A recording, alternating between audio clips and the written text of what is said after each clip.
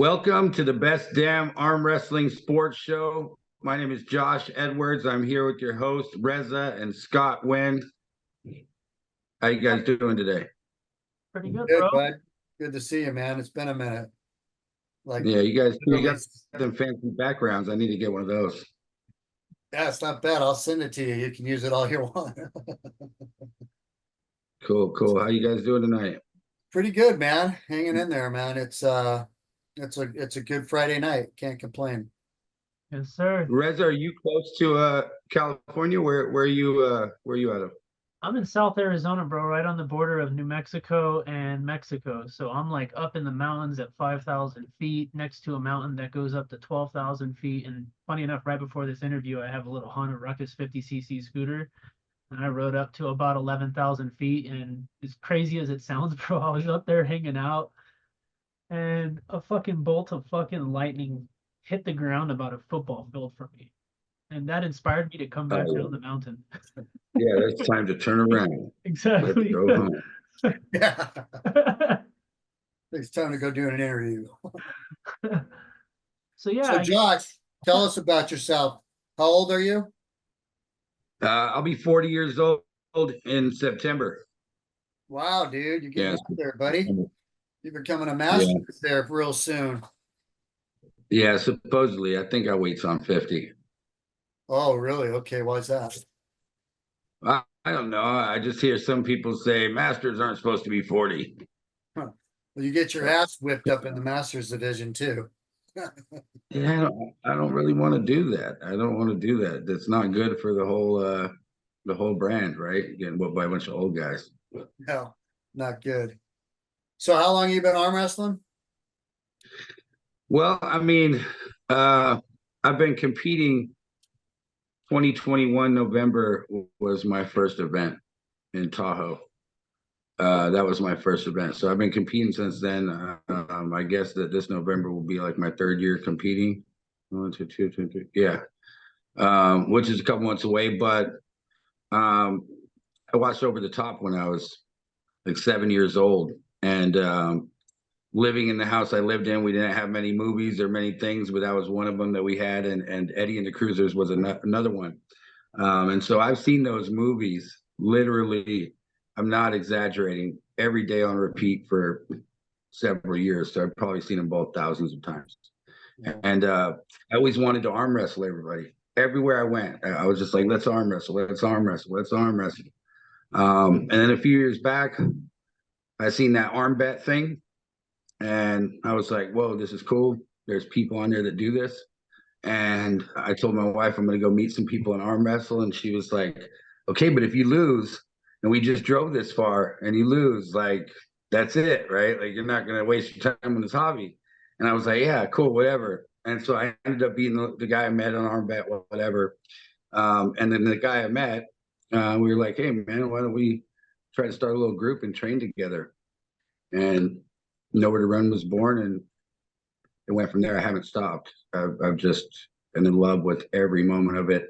It's mainly the community that draws me to it. I was a wrestler my whole life, so I was always grappling, did a little bit of jujitsu, things like that. Always liked contact while being controlled.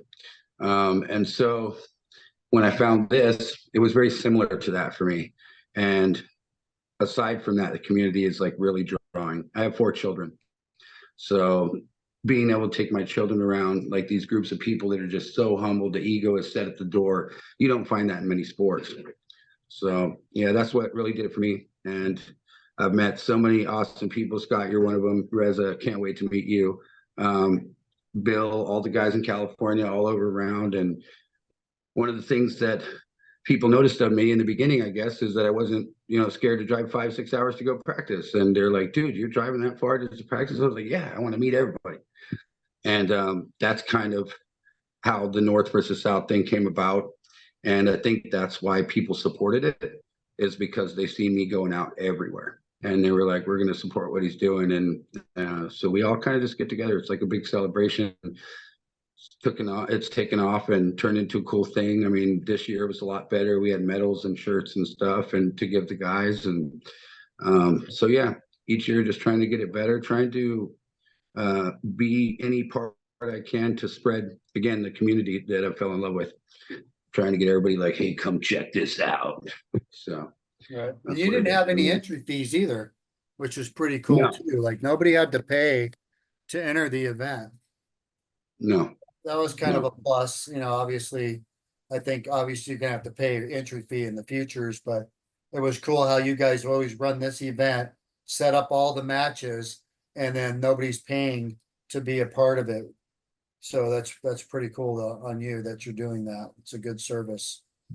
That literally came from just what I've done in my career. Like I ran a big marketing firm from Canada for a long time, and we did rink board advertisements for the Hall of Fame hockey and things like that. So I always learned that building a rapport with people and getting them to like you is the first way to get a product to go. They have to like you first, right? So I'm trying to figure out a way to the entry fees and all that can be aside, and the athletes can get paid by the sponsorships and the rapport building with these different people that like what they see. That way it's more like these other mainstream sports as far as that goes, where these guys can get picked up by limos and red carpets can get rolled out. And it's all a dream. Like I say, it's just all like a thing, like you hope it can get there. But with things I've done in my career, I think it's possible for sure. I think you're right. I definitely think it's not a fantasy where it's something like that could possibly happen one day. That'd be really cool. And you mentioned jujitsu and combat sports and wrestling, which I know Reza can tell you a little bit about that, which is kind of cool that because a lot of people come from that type of background and learn like right off the bat how much your hands are involved in all of those sports. Yeah, funny enough, when I got into the sport, I had a obstacle course on 3 acres of land, and I was teaching a bunch of professional fighters and MMA fighters and even amateur fighters a different perspective. I was a Buddhist monk for 4 years, lived in a temple, did martial arts for over 20 years, multiple black belts, and my next door neighbor just happened to be Alan Fisher. Saw me climbing. Hey, that Buddhist monk thing is like something I could get into, man. I'm a super in tune with the earth type individual, if you will. You can call me like a new age hippie. Dude, you should see the stuff Rez has done, bro. Like I trip out. Like he's gone in straight up into the mountains, not to come out for like 5 days and survive. And it's pretty crazy. I don't know if I got the balls to do that, but Yeah, it's one of those You'll things. find something in yourself. Yeah, I've done some. I definitely haven't done the monk thing, but I've done some different survival things, and it awakens something in you and balances something in you when you have to. That fight or flight thing and that survival thing kicks in, lets you find a piece of yourself you might not have knew was there the whole time. Yeah, a lot of times you don't find anything, so you just got to kind of accept the circumstance and push forward. Right. You're like, oh, I'm sorry. What did I do? Exactly. So, a random question. So you've been arm wrestling for about 3 years now. And if you were to say, like, what method do you approach training with? How would you approach training? Are you more of a gym kind of guy? Are you more of a hands-on arm wrestle with the homies kind of guy? Like, what's your approach? Yeah, so I right now where I stand, at least what works for me, is arm wrestling as much as I can. I'm trying to learn. I feel like I'm trying to learn all of the things first about it before I then try to add all this extra strength, gym strength or whatever. Because if I'm dialed in with the technique and I know where I'm going and where my body should move, I'll then know where to put that muscle. And if I get the muscle first and don't know the technique, I'm like asking for injury because then I might, think I can do more than I can. So This is yeah, true. I'm more table time and trying to learn. Like the arm benders told me in the very beginning, don't worry about the pin, worry about winning the position and advancing all the time. So that's like kind of where I'm at. I just am trying to build up my hand, learn the sport, and then I'll go from there. I don't don't really lift weights. No, That's some good advice, dude. I'm surprised those knuckleheads know that. The arm benders. I'm kidding. I went up to North Cal and I trained with Paul Cohen and Luke, and it was actually a really good session, just me and Luke one-on-one. And that was actually one of the Yeah, best Luke- training sessions I had up there. Yeah, beast too, yeah. It's So- definitely a beast. Some of them older guys, though, they just like Randy Weaver. I mean, I've learned so much from him.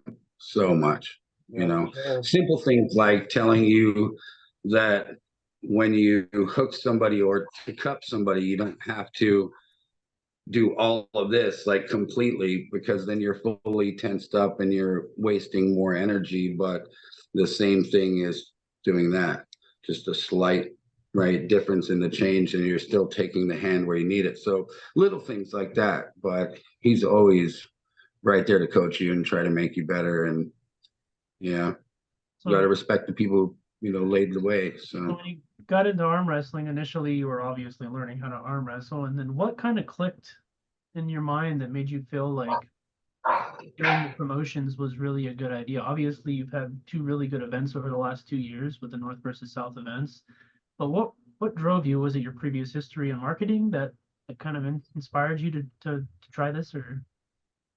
I think that was, I mean, that might have been part of it, but I don't know.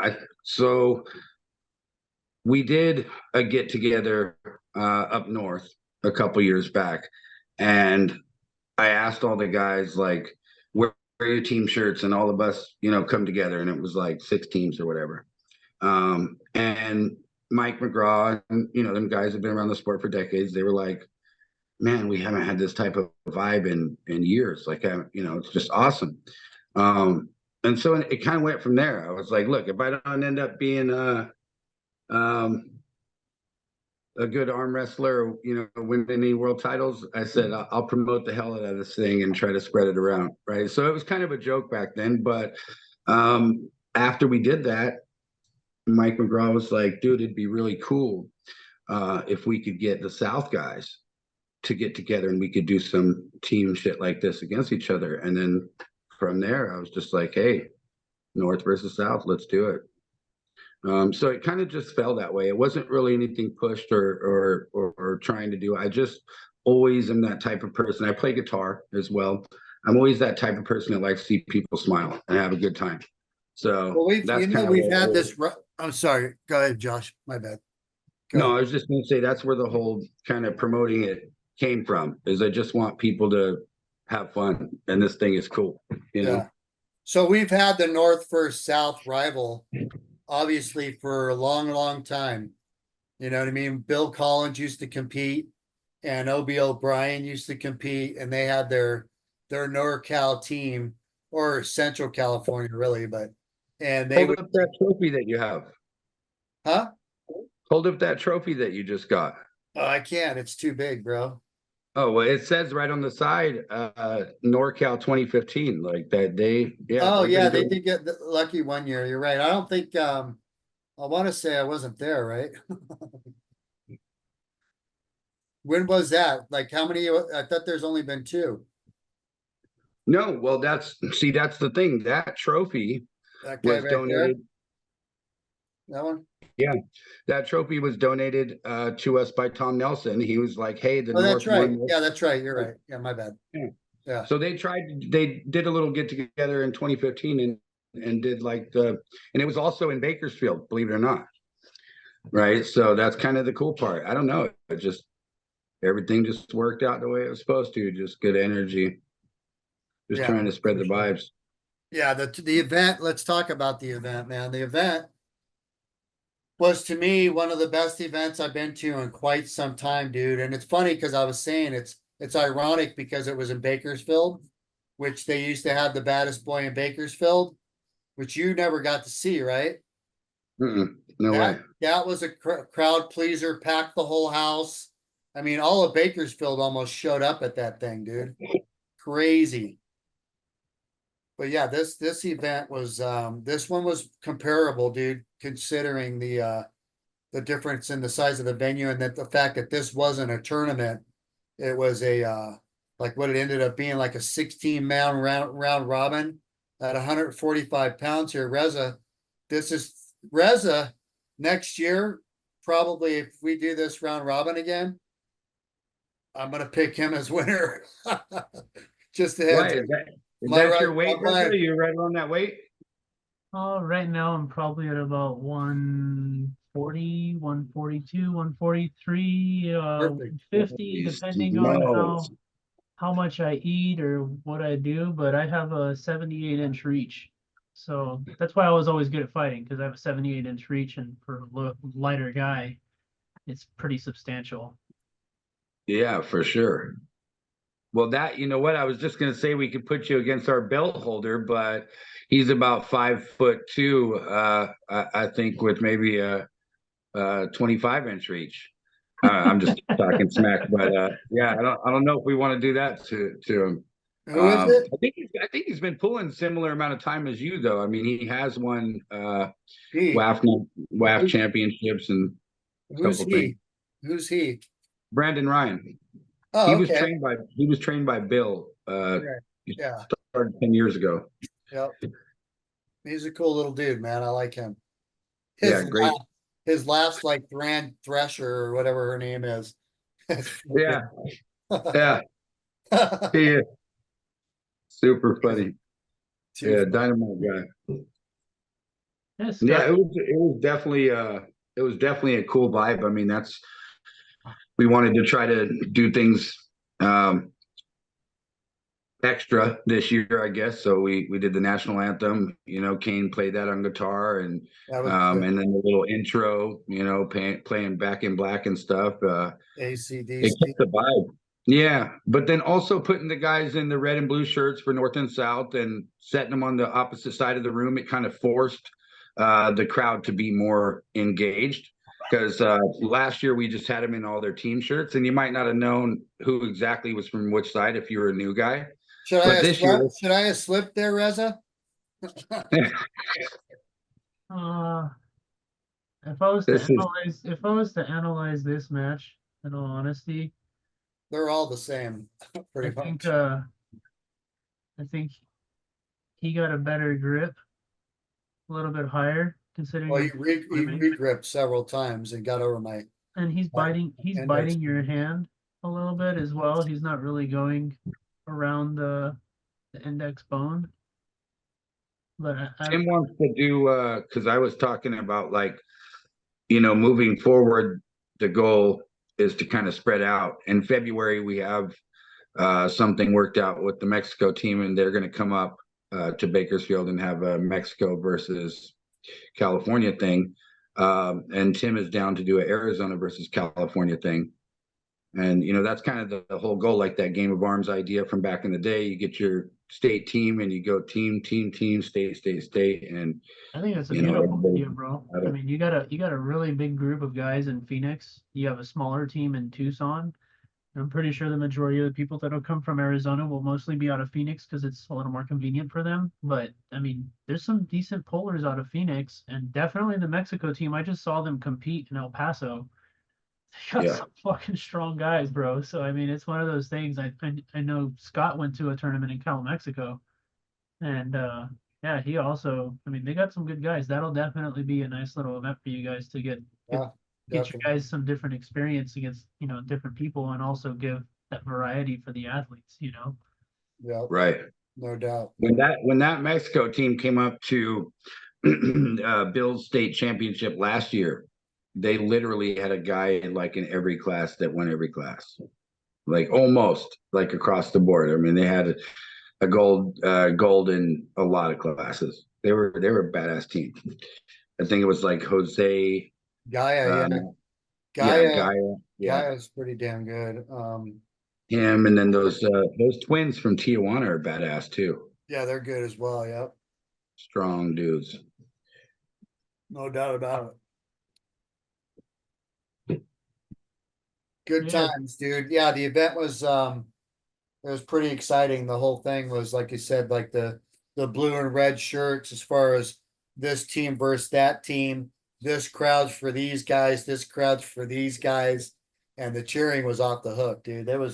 it was loud in there and it was a lot of electricity in the air, dude. And like you were saying with Kane's intro to the round robin with Back in Black was, dude, it was awesome, man. It was awesome. Yeah, it was one of my favorite parts. Yep. When guys walk out and throw their hands up, they were all excited, man. That You know, that's the first time in a long time that 145ers have been noticed in Cali, and so for them to be put on that That's a center rarity in stage. itself. In all honesty, bro. Typically, tournaments will be like a 155 or a 165 class, and you almost Oh, never okay. see you almost never see 145-pound tournament. I've had to go to like countries like Poland to pull at 138 or 143, for example. You know, or go to like Oh, wow. across the planet essentially to arm wrestle at the lower classes. I've pulled at 155, 165, but you know, being a So we natural, just completely went haywire with that thing. It doesn't even make sense. No, you're No. retro. You're No, retro, dude. Because as I grew up, that was my weight class. It was 135, bro. It was one of the biggest weight classes at every tournament. That class was huge, bro. And then it went from 135 to 140, 140 to 145. Then they had that one, it was like 140, 160, 180, 200. And then gradually they weeded that lower class out for only because of money payouts. That's what started that. It was like, oh man, we got too many weight classes. We're paying out way too much money. You know what I mean? And so they eliminated some of those other classes. made it from And, 7 or 8 classes down to 5 classes essentially. Yeah. When you got the entry fees, you got 20 guys entering that lighter class at 145, you made the cash. So have the class. Yeah, the tournament's going to be longer maybe, but not really. You're either going to lose those guys or they're going to enter at somewhat of a disadvantage because they're 15, 20 pounds lighter than the 165ers, because really that's the average class. Well, no, you're right. Russ is like, what is it, 155? Typically, depending on the promoter, sometimes they'll have a 76. 55 class, or they'll have a. Yeah. I've been to tournaments where I've competed at 165 at 150 pounds.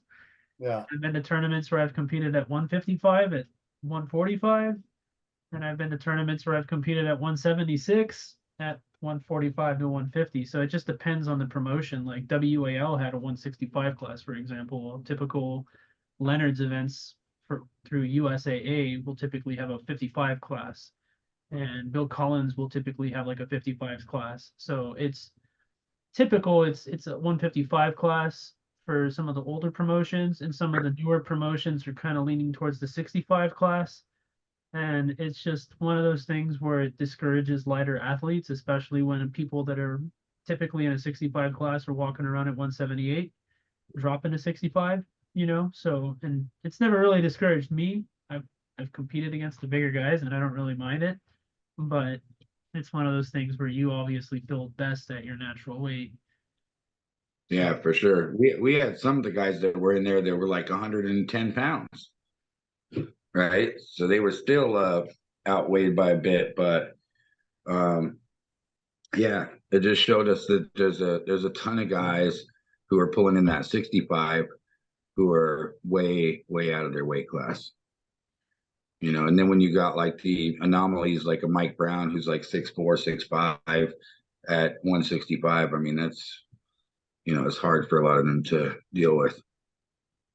Yeah, they just got to find a way around the structural advantage, because typically taller people have longer levers. Longer levers mean that if you have a shorter lever, essentially you got to force them to come down, which takes away that leverage advantage of posting. So they have to learn how to work around that technical advantage or structural advantage that they have, and it can be challenging. I mean, but again, there are smaller guys like Scott trained with someone, Vazgen Sokoyan, for example, for years, and he had typically like a smaller build, but his inside technique was just so efficient. And he was able to take somebody with a way longer lever and just pull him straight to his side of the table easily. Yeah, dude. Yeah. Chopping the tree down, dude. So he's a master at that. Don't think you got an advantage with him when you got a long arm. Not that he's got a short arm. Cause he doesn't. His arm's just as long as mine. My hand's bigger. His is thicker. For some odd reason, that man's fucking, his pad on his thumb is like fucking retarded fucking big, man. Crazy. Yeah, I feel like all them guys, like all of his whole crew, they're all very good in here. David, Darren, all of them. Yeah. Their newest member, Arson, is a beast. Oh my gosh, that dude's yeah, he's nuts. Which, what do you No. think about the upcoming matches in that the challenge series with Chance Shaw Earth East versus West? You got Varesh against Paul Talbot. It's left-handed, right? But Paul's a lefty too, right? Oh yeah, he's one of the best. He won Wall at 165 and 195 with his left arm. The dude's a beast. I mean, has Paul been as active as Resh right now? Oh yeah, he's training with Dave Chafee, Paul Lynn, Storm Chilino, some of the best in the East Coast, dude. Those guys are like, it's crazy how good these teams are. If we can get this, really get this league going and fund some of these events, team events, and get these teams promoting these teams, and they're going to bring a fan base with them. You know what I mean? Everybody from that East Coast is going to be cheering for them against anybody on the West Coast. You know, those guys got a ridiculous team. You know, North Carolina's got a ridiculous team. You know, Florida's got a, you know what I mean? It's pretty cool, but that's what needs to happen for this sport to grow.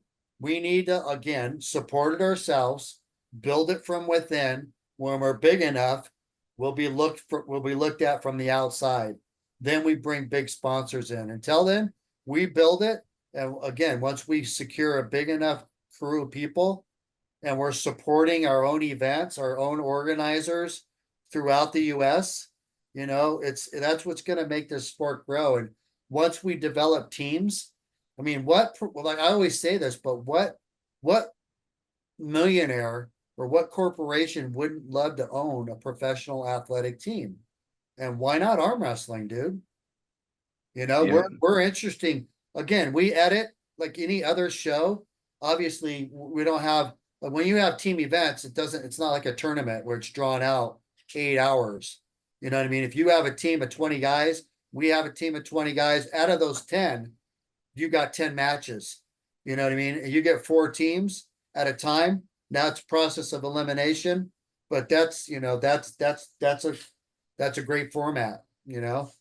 And you saw the stage I was showing you earlier, which is top secret. But dude, I mean, can you imagine? It'd be, and then if we get our banquet thing once a year, you know, let's just become like real athletes, dude. Make this thing a lot more funner than it is. If you want to call it a hobby, let it be a hobby. But let's support the arm wrestlers that deserve it, that want to make the sport great and at a higher level, you know. That'd be really cool. We need to get the United Arm Wrestling League up and rolling, man.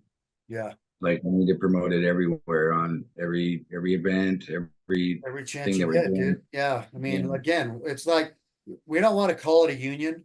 Like, we call it a club, you know, because I started the new page. It's United Arm Wrestling Club.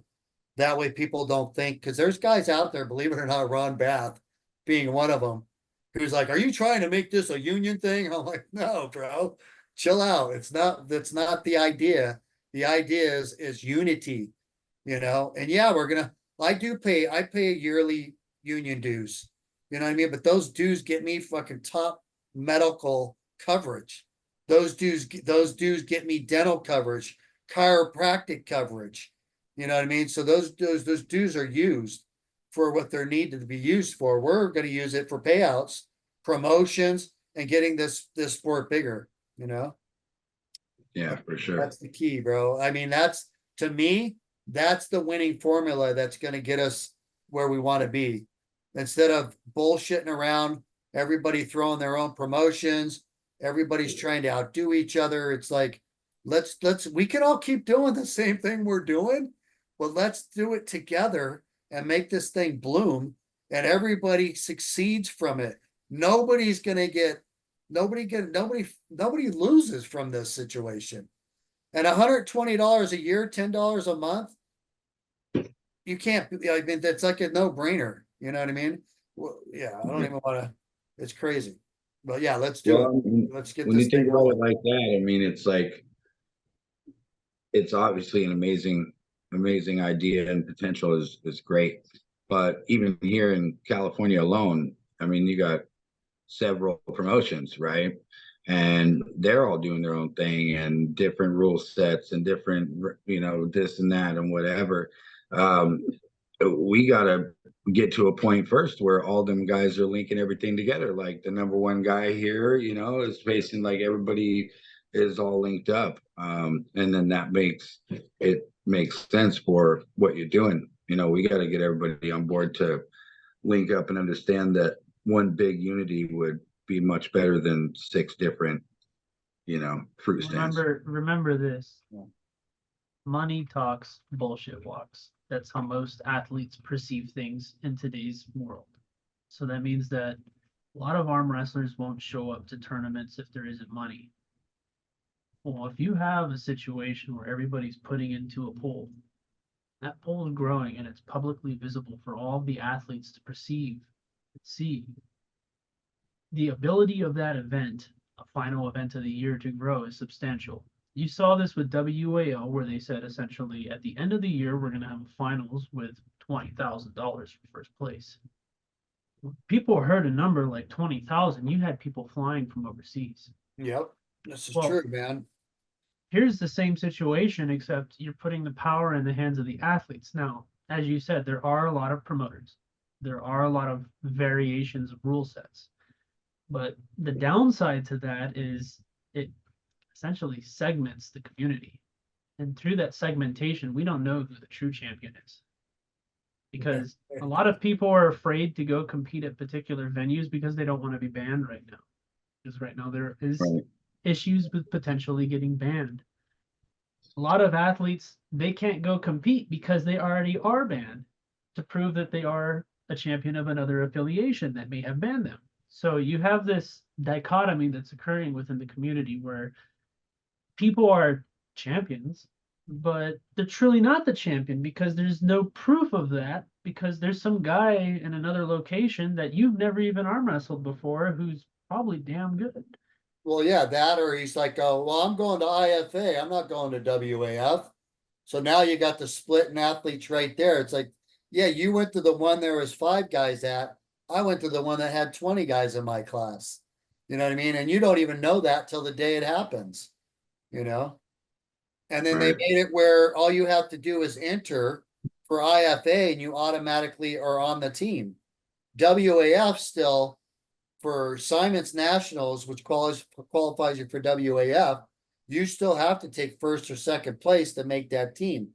That's what makes it challenging. That's what makes it like I did something. But IFA took that wind right out of that sail, in my opinion. You know what I mean? Just show up and pay your entry fee, and now you're invited to go to Greece. Like, oh, think what? it's Yeah, incentive, it's, incentive based. it should feel like, I don't know. I don't think any real athlete wants a participation trophy, Right. right? And so, Exactly. I like, was it trying to shouldn't think of that feel like word. anybody could just walk in and pay to compete at something that you're calling a nationals. And it just my personal opinion. You're supposed to earn that. You're supposed to win your district, and then your state, and then your regionals, and then nationals. Like, that's just interesting how that's set up. But hey, I mean, I think there's like 6 national championships last year, and Yeah. Like I gained, like I became like I'm almost caught up to Alan. You know what I mean? I think I won 5 last year, 3 this year. Next year I'll win 8. Try to really make up some ground. I'm just yeah, bullshitting, but yeah, no, 76 nuts. time.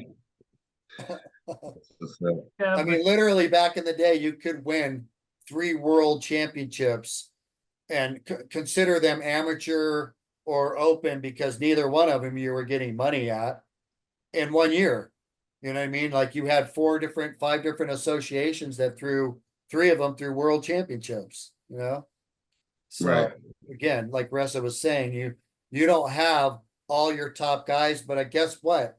If you give away $1 million for the best arm wrestling team in the world, you're gonna have the best arm wrestling teams in the world show up for that money. You know what I mean? It's Yeah. gonna be worth it. You Now know? here's the That's when we can have a 7-day expo, like an arm wrestling expo, right? Sure. $1 million grand prize. well, the Everybody's coming. hypothetical is here's the thing. So you have Greg Sharp, he made a deal with Tubi, and nothing against Tubi. Tubi's a decent promotion, but it's not a Netflix or an Amazon Prime. It's not a big streaming platform. Now, the first arm wrestling promoter who's able to broker a deal with Netflix or Amazon Prime, I think will really help the sport grow substantially. And in my opinion, the person who has the highest probability of successfully achieving this is actually Alex Topper, because he already has enough of a following to be able to go to one of these large streaming platforms and indicate that, hey, I have X million amount of people watching my show. I'm in a position where I would like to put a show together. This is the concept. Here's a pilot, and then essentially move forward from there. Now, if somebody else can develop following like that, then they can essentially approach a streaming platform like that as well. But Yeah. you know, here's an interesting statistic. Game of Arms came on after Walking Dead. Walking Dead had 70 million spectators, and the first episode of Game of Arms had 1.8 million viewers. That means that essentially 68 million people either turned off their TV or changed the channel. The second episode was 1.3 million, and every episode after that fell under 800,000. Let's reverse those statistics though, all right? So reverse those statistics. It's kicking in, by the way. Reverse those statistics. Yeah, exactly. And tell us how many people actually did view it. How many people actually watched it? That's the day that it was broadcasted live. Yeah. 1.8 million people watched the first episode. Boom. Right? That's pretty incredible, dude. It is incredible, but also No, I know what you're saying. I'm just saying that let's stay on the positive side of it. I know, but I'm just being rational. Rationally, there were 70 million people watching Walking Dead. The show What channel was The Walking AMC. Dead on though? It was on AMC. AMC. So The same channel? Yes. So before Game of Arms came on was Walking Dead. It was the time slot before Game of Arms. 70 million people every week tuned into that show. What time was it? Do you know the time slot? It was like that's probably what it had to do with. I think It was like prime time. I think it was like 9 to 10, and then Game of Arms was like 10 to 11, something in that time, something along there. Yeah, but keep in mind too, by the way, AMC's never had a sporting show on it, nor did it specialize in reality shows. Like I think that was the reality, the only the Deadliest Catch. Yep, yeah, exactly. which is the same people that filmed the Game same of Arms. Exactly. So, but what I'm saying is AMC didn't have the incentive to carry a second season because of that loss of interest in the 70 million spectators that they had on their channel in the previous time slot. Right. And that's why you didn't see a second season. And with WAL actually fell out of popularity because their last finals, they had a lot of pre-recorded experience, but then they were trying to broker a deal to have live recording, like a live sporting event. And there were complications in the contracts between ESPN because ESPN wanted a production company that had live filming experience. And WAL was in a position where they didn't want to allocate the finances towards live filming because their production crew didn't have that experience. And it ended up destroying the deal that was already working pretty well. And they actually had a stronger show, in my opinion. The production. Yeah, I thought WAL on ESPN was awesome. When I turned it on and I seen it for the first time, I was like, wow, that's awesome. And then later they went to like Bleacher Report or whatever and we're on a streaming thing. But that was their way of working around the ESPN fallout, essentially. And again, there's the potential that WAL could come back stronger than ever. you never know. Steve Kaplan has worked in the TV industry for many years, and he has the potential to broker another deal, and nobody really knows what's going on behind the scenes. So that's also a possibility to come to fruition in the next few years, especially with the growth of popularity in the sport. Now I'm gonna vote for Robert Drink. Hopefully he comes back against them, and they're both running for the #1 spot. But I'm a Drink fan, so my vote's with Robert Drink. Like if Robert Drink would have done the I membership like the league stuff that thing, he did. he would have killed it. Yeah, that stuff, the vibe on those beach tournaments and stuff like that. Yeah, he has some really cool stuff. Yeah. For the time, Robert definitely produced significant events, but the money that was presented by WAL made a lot of the athletes that had UAL contracts bridge over to WAL. And I feel like WAL having the type of payouts that they did compromised Robert's investments. And it essentially made him sell his league to Bill Collins, and now Bill Collins runs UAL because of that.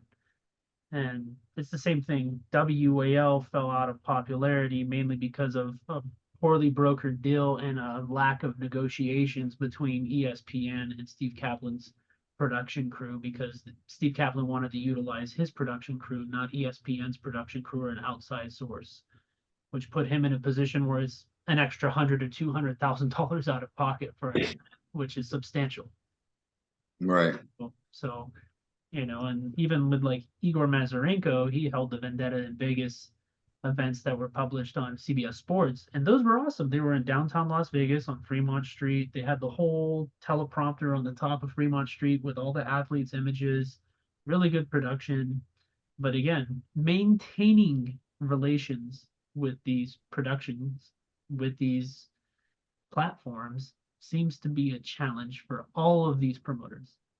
And as you continue with your promotion with, North versus South, if you do end up attempting to promote towards a streaming platform or even towards, let's say, a traditional channel that's on TV, at that point you're going to have to take some of those lessons from those previous, promoters and kind of identify where they went wrong. So that way you can be successful and you're able to assist the community in a stronger way and last Right. with a better capacity, So that's all I'm saying is as from what I've seen in the sport, a lot of promoters have come and gone, and the ones that have stayed, they maintain a consistency.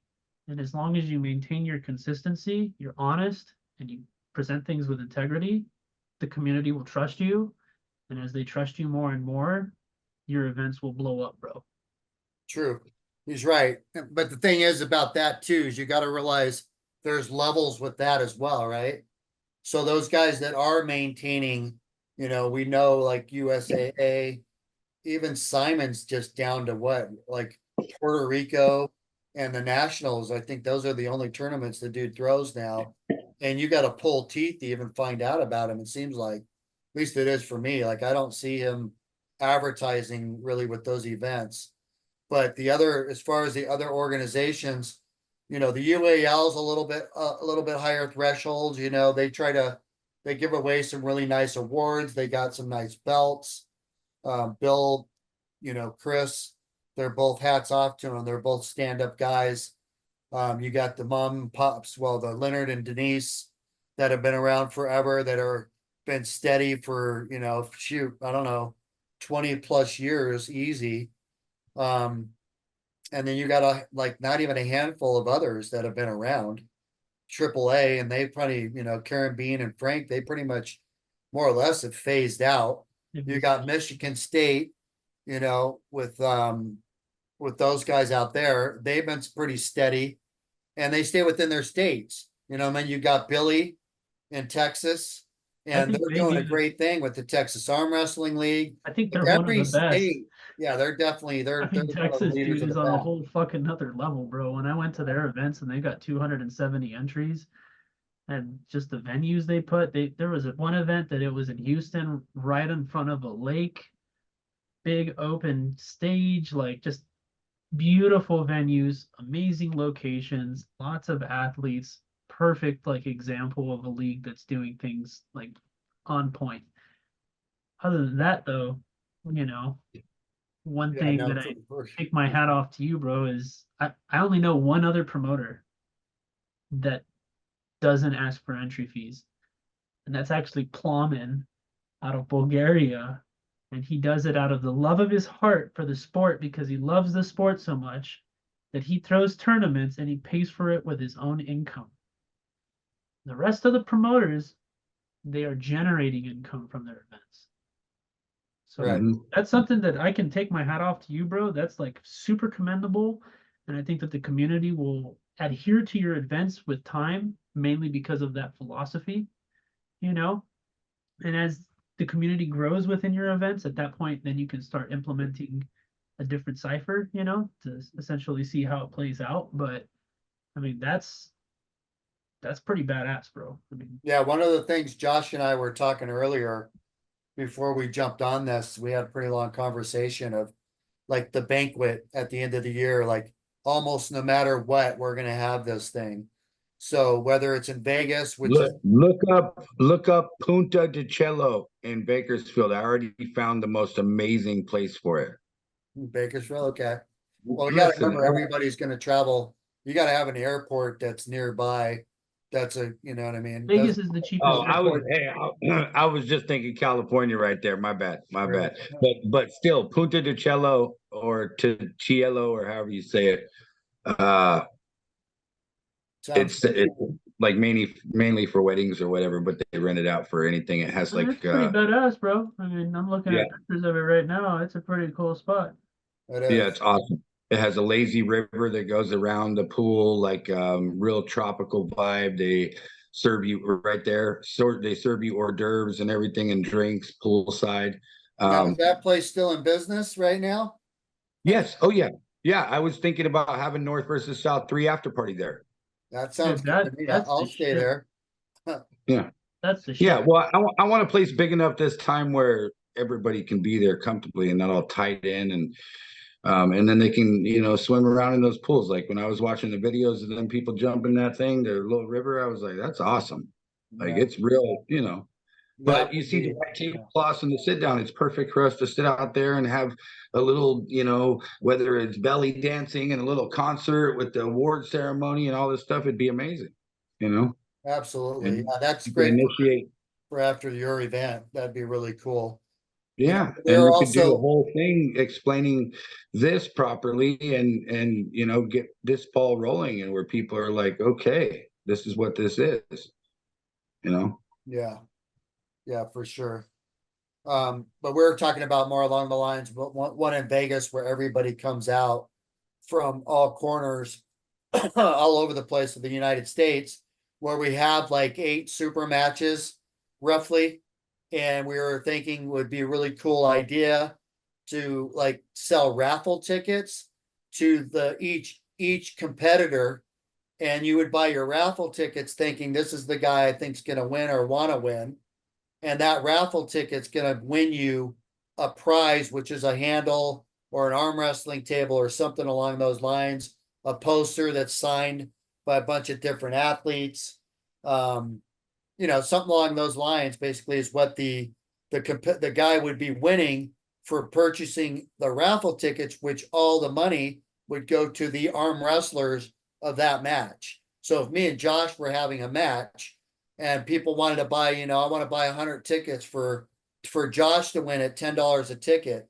You know what I mean? They'd get 10 tickets and they might win when their raffle tickets called for that prize, whether it be, like I said, an arm wrestling table, arm wrestling handle, um, private lessons with Reza, whatever, anything like, along those lines would be really cool. And obviously we'd have these guys would have to donate their products. And at the same time, we're advertising for them because they're part of the promotion now, and this Yeah, is at a banquet at the end of the year that like we try to have this an annual banquet every year that we all show up to, and we have we have an open bar, we have food, we get dressed up, we talk about the overall events throughout the year, highlight reel, blooper reel, you know, promoter of the year, best rookie of the year, match of the year, you know, et cetera, et cetera. Bottom line is, it's where we all get together. And then we also have the event of watching these What killer about matches. most desperate arm wrestling move of the year? That's great, dude. That's a great reel. I don't think I'd make that reel, but oh yeah, you know what? I might. Hopefully, You got a runner up with that last match. You're in there. good, bro. You're the meme of North America over this last Oh week. my goodness gracious, is that crazy, bro? They Great, yeah, it's awesome. Why do I hold on? Why didn't I just let go, bro? Yeah, Good shit, bro. that was awesome. Well, listen, Josh, it was good having you on here. We'll have you back soon, bro. Okay, cool. I I really don't know, Russell, appreciate you got any it. other questions you want to ask him or throw at him? No, actually, I really appreciate your time, bro, and I think that you're doing great things with the sport, man. And it's a rarity to see somebody that's approaching it in the manner that you are. So just keep doing what you're doing. I look forward to next year. Do you want to do a shout out on the date that you're throwing your event next year so that way all the spectators know exactly when it's happening? Well, He's working on that, I think. He's still I got had the date locked in, right? But again, there's a little bit of a discrepancy next year. So I'm gonna go on to Arm Fighter. I'm gonna see what I can work it out. And if I can figure out a way to move this thing around where we're right around April, somewhere where it's cool weather, and I can move it away from Jody so we can both do our events and support each other. That's what I would much rather do. So right now, the date that is in controversy is April 12th. That's the day we have picked, but I'm gonna see and do everything I can to try to get it moved around. If That's I commendable. can't, Most guys just throw events on the same days and say fuck it. And to be honest, the fact that you're willing to compromise absolutely shows your integrity in itself. 100%, Josh. I mean, for you to be the man and go, you know what? I know Jody can't change that date. It's not up to him. And for you to Right. have the ability to possibly change it, yeah, that's kudos to you, dude. That's golden. And hey, I totally appreciate everything you've done at both the events that I've been to, North versus South. Outstanding, bro. 5 stars, bro. It's only gotten better, and I know it's gonna keep continuing on that progression. So, like again, kudos to you, brother. I love you, man. appreciate it, man. You're one of the guys I've been inspired by since I met you, man. Just like your journey and how you carry yourself and your knowledge for the sport, and people like you as well, Reza, like that are just out here doing it.